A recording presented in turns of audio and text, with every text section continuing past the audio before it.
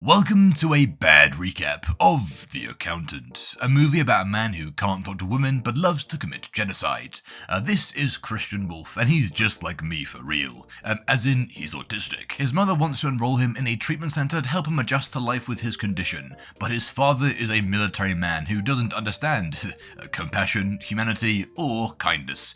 Instead, he plans to put both his sons through an extreme regimen to mold them into killing machines. Think the Jos Verstappen project, but with a smidge more generational trauma. My dad did that once to a mechanic with a fork. The mother can't handle the idea of her sons becoming Sigma males, so abandons the family like a coward. This causes Chris to freak out, and we learn that to calm himself down, he recites the Solomon Grundy nursery rhyme, but you know. Born on a Monday, christened on Tuesday, married on Wednesday. Oh, what's Batman doing here? Years later, Chris works as, you guessed it, an accountant. He meets with some clients who are struggling to pay their bills when he notices the wife is wearing a homemade bead necklace. Do you like it? No, not particularly. The clients appreciate his help so much that they invite him to hang out on their farm whenever he wants. American tipping culture really has gone too far. Meanwhile, Treasury Director Ray King calls an analyst named Medina into his office. He goes over her record like, oh, okay, you've spent 9 years as an analyst. Why not make the jump up to agents? Well, sir, I think I'm just a better fit as an analyst. Are you sure? Yeah, you know, I enjoy the work. Are you sure? What the fuck? He opens her file to reveal her juvenile criminal record for attempted murder. She forgot to mention this during her federal employment application, which is a felony. I mean, yeah, so is dropkicking a child. I don't see what the problem is. Ray gives her two options. Either she helps him crack a super difficult case before he retires, or she gets executed by firing squad. It seems reasonable. He's trying to uncover the identity of a man he's labelled the Accountant, a mysterious figure always lurking in the background of criminal organisations. He works with warlords, terrorists, Minecraft YouTubers, just any lawbreakers to help them uncook their financial records to discover leaks and missing money. Obviously, we know the Accountant is Chris, but Ray and Medina don't because they're idiots. Anyway, this is all just far too much for me. I think I need an accountant meme break. Accountant. I thought you were dead. Fully depreciated assets still in use. My death was greatly exaggerated. I don't get it. We then see that every day Chris spends 20 minutes subjecting himself to sensory overload, flashing himself with bright lights, rubbing his leg with a stick, and listening to super loud music. God, his poor neighbors. You can't keep getting away with it! Later, he visits a storage unit where he keeps a large trailer filled with guns, money, and loads of personal treasures that mean a lot to him. He lies down on his bed and we see a flashback of his time in prison, where his cellmate, George Bluth, teaches him how to become the accountant and make loads of money working for criminals. Since Chris is autistic, he also teaches him basic social skills like how to use sarcasm. I'm sure that was easy. Did I do it right? Chris wakes up to a call from his assistant, who wants him to take on a normal client for now instead of Osama bin Laden, since people are looking for him and he needs to lay low. In the end, he gets hired to audit some robotics company after their junior in-house accountant noticed some irregularities with their records.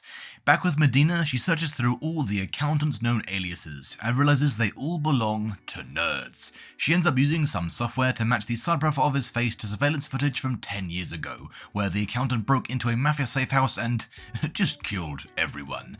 The building was under police surveillance at the time, so Medina's able to recover an audio file of the head mafia man begging for his life before being accounted, or being audited. Chris kicked him in the head and he died. Wow, that's some heavy stuff. Time for an accountant meme. I hope you're a depreciating asset because I'd love to adjust your entry. What does this mean? The next day, Chris gets to work at the robotics company where he meets his first major hurdle. A woman. This is Dana, the junior accountant who discovered the issue in their records. She thought she'd be working with Chris to get to the bottom of it, but there is no team mechanism when you have the TISM.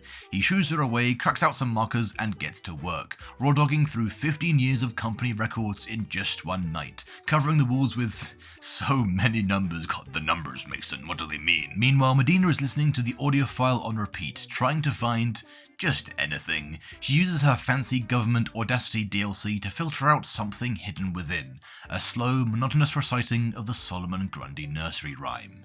The next morning, Dana returns to the office to find a rock-hard Chris, very excited to show her what he uncovered while working overnight. He leads her on a schizo tour through his findings, and I have no idea what he's talking about. I don't think I've looked at enough accounting memes, but he eventually reveals that over $61 million have been stolen from the company. He informs a board member of his discovery and says he needs a little bit more time to find out who's behind the leak. That evening, the company's CFO is ambushed in his house by a man. Oh no, he's gonna punish him. This is Braxton, a hitman hired to dispose of the CFO. He says that either the guy can overdose on insulin and go out with dignity, or he'll have to stage a home invasion, in which case he'll have to go upstairs to murder and then rape his wife. He's like, oh, my hands would be forced. I'd have to do it. No, you wouldn't. The next day, Chris returns to finish his investigation, only to find his work being erased from the conference room. The CEO pays him for his time and reveals that last night the CFO overdosed on insulin, with it likely being a suicide out of guilt after being caught stealing those $61 million. Chris still wants to continue his investigation. He doesn't care that a man is dead, he just can't stand leaving a puzzle unsolved. But the CEO refuses, saying he blames Chris for the death of the CFO. God, the poor guy just wanted to play with the numbers. Wow, this movie is getting crazy again. I think it's time for an accountant meme. Google articles telling you to consult a tax professional, but you are the tax professional. What are taxes? Chris returns home for a very intense sensory overload session before heading to their old couple's farm to practice his shooting, where we notice somebody is following him. He has another flashback of his totally normal childhood, where his dad forced him and his brother to learn Ninjago or something. God, I wonder if these skills are about to come in handy. Inside the house, the old couple are being held hostage by two of Braxton's goons. One of them forces the lady to call Chris inside when he's suddenly shot from the bushes, with his head being divided from his body. The remaining thug tries to escape with the couple in their truck, but Chris appears, shoots out the engine, and engages the goon. He easily overpowers him with nothing but a belt and begins to choke him out, forcing him to reveal who sent him. The thug claims not to know who's in charge, only that he was tasked with killing Chris and then Dana. Chris uses his accounting skills to apply a final deduction to the guy's lifespan. He then begins racing towards Dana's house, asking his assistant to phone and warn her that she's in danger. Dana receives a call with no caller ID and declines. She's just like me. Only I ignore phone calls even if I know the number. Dana arrives at her apartment but gets ambushed by two hitmen who are terrible at their jobs. Dana easily fends them off and then locks herself in the bathroom. Terrible time to go number one, but I guess pisses be pissing. Chris then arrives at the building and sneaks up to Dana's floor, where he finds two men on guard. He terminates their subscriptions to breathing before breaching Dana's apartment. He adds a bullet to the first guy's head and then lunges at the guy in the bathroom, balancing the books of people alive in the room down to 2. I'm running out of accounting-themed kill phrases, so I think it's time for an accountant meme. Doing periodic inventory calculation. Doing perpetual inventory calculation. What? Braxton hears of his men's failure and mocks them relentlessly for losing 2 accountants. So much for honouring the dead. Chris then takes Dana to his trailer, asking her to wait outside while he grabs a few things. Dana, you had one job. She snoops around his trailer, getting very concerned over his collection of firepower, money, and comics. She gets even more confused when she notices an original Jackson Pollock worth $140 million hanging above his bed. Wow, look at that. It looks like shit. Chris takes Dana to a very expensive hotel where she asks him why he's so weird. As in the combat skill and the trailer of art, she wasn't just asking why he's autistic. He gives her a bad recap of his childhood. You know, all the trauma he endured, all the Shaolin monks who beat him up, and how much he struggled to cope with his autism. In response to this, Dana tells him an equally traumatic story from her childhood. You see, this one time she was going to prom, but she couldn't afford a $1,700 dress.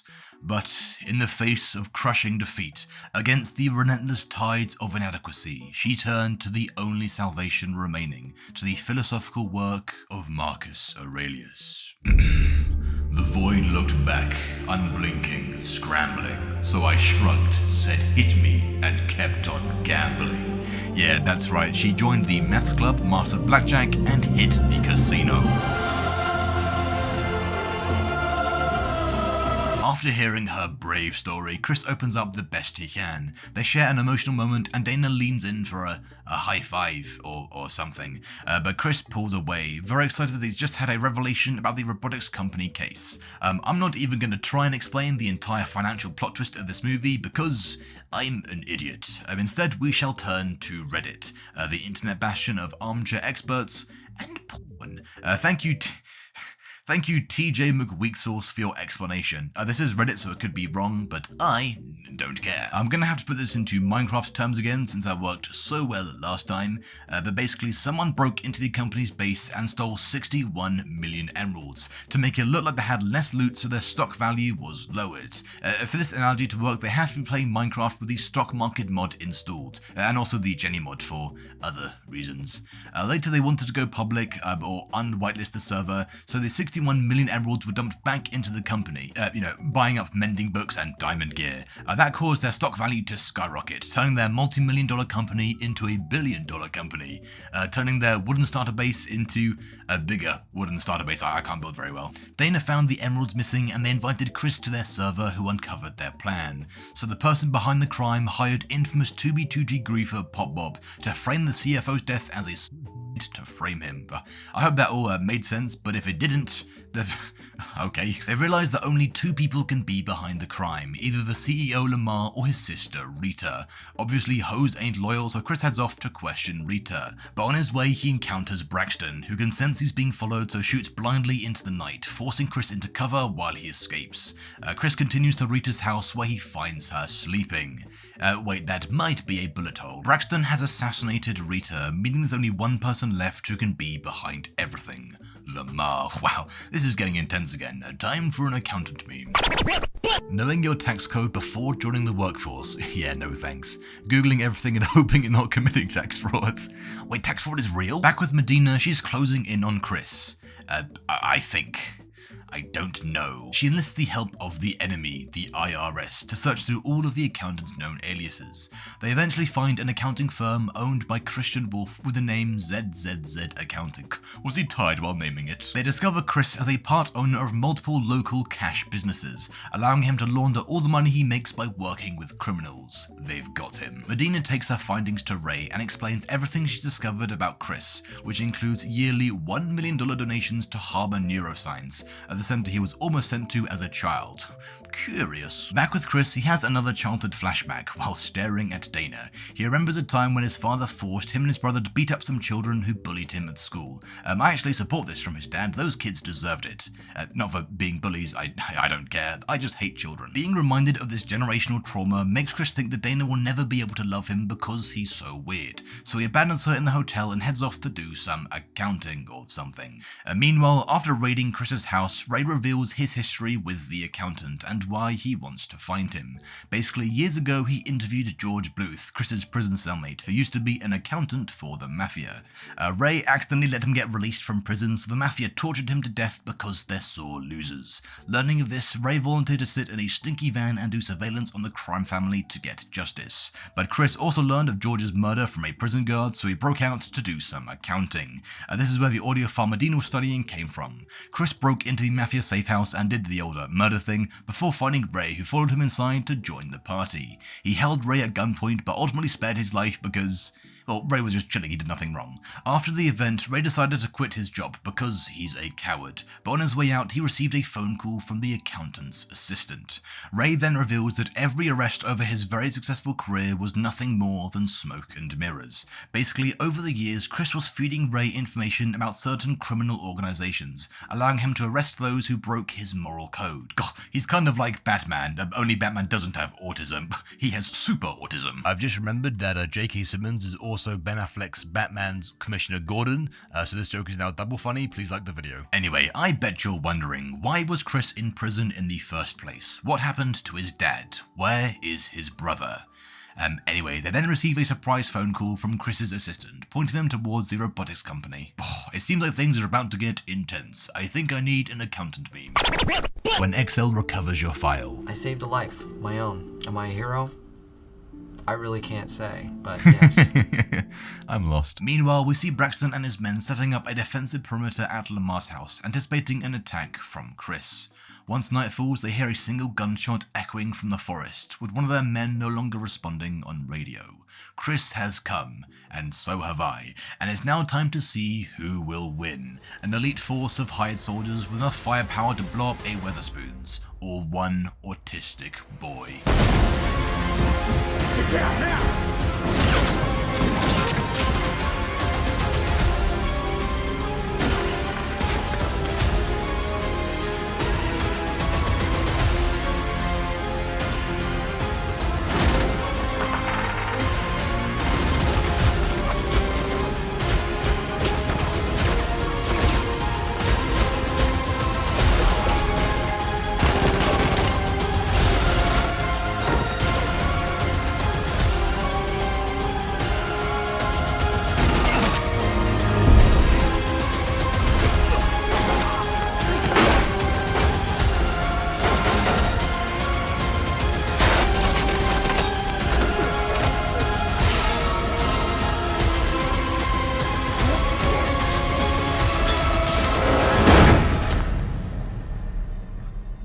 An injured Chris shuffles up against the wall. Overwhelmed and in immense pain, he begins to recite the Solomon Grundy rhyme.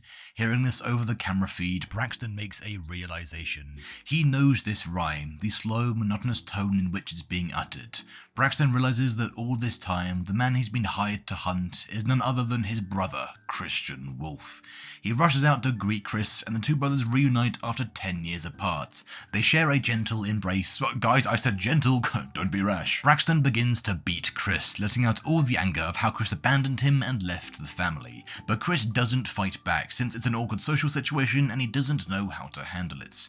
Eventually, they get bored of fighting, instead sitting on the floor and talking about their feelings and stuff. Seeing this on the camera, Lamar charges out of his office to piss high doses of copium onto the two brothers. He's like, "God, I know what I did was illegal, but I would have made billions for science and research. I'm a good guy. That's why I had my sister killed and sent hitmen after you and..." Well, that just happened. Fucking laugh. Braxton doesn't care that his client just got assassinated. He's not even slightly upset. He's just happy to have his brother back in his life. They make plans to go out for pints before heading their separate ways. Later we see another child visiting the Harbour Neuroscience Centre. He wanders off down a long corridor where he meets Justine, a girl Chris met when he visited the centre as a child.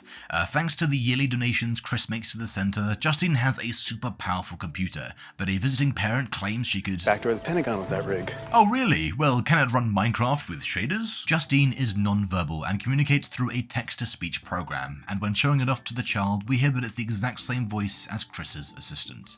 Back with Dana, she doesn't move out to the apartment she was almost murdered in.